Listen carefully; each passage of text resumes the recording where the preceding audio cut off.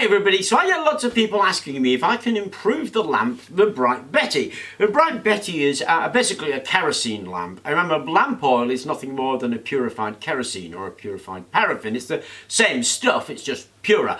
But kerosene lamps have been around for absolutely ages, and the Bright Betty is a really easy thing to make that's an emergency light that lots of people like to make. And I was asked, can I improve that? Well, to be honest, I like to think I can. So to do that, you're going to need basically 4 things.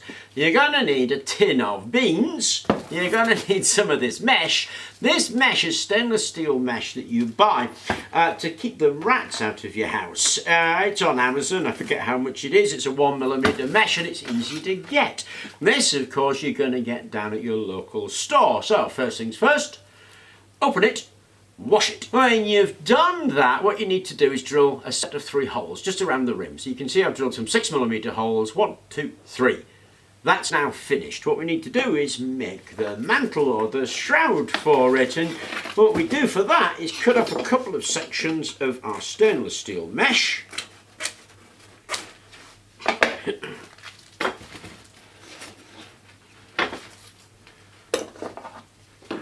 And then we join those up by folding them over, and that's an absolute piece of cake, eh? So what you do to fold them over is get yourself a ruler, take your mesh, pop your ruler at about 1 centimetre from the side, and then fold it up into an L. Lay that one on top.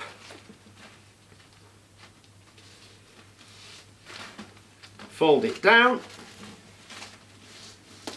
Back on with your ruler, fold it up and fold it over itself, and then either whack it with the hammer so it's nice and tight, or put it in a vise to crimp that over, and then you repeat that, there we go, on this other side so that you get a tube. So once you open it out, you've got a tube of mesh, and your tube should just fit inside. If it doesn't, just put a pinch in the bottom and you'll actually get it inside your can, no worries at all. There we go.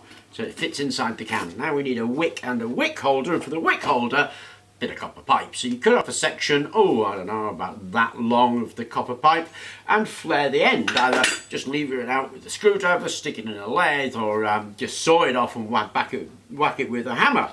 Now we're going to use this stuff, which is our carbon felt wick that we've been using all of the time, but you don't have to.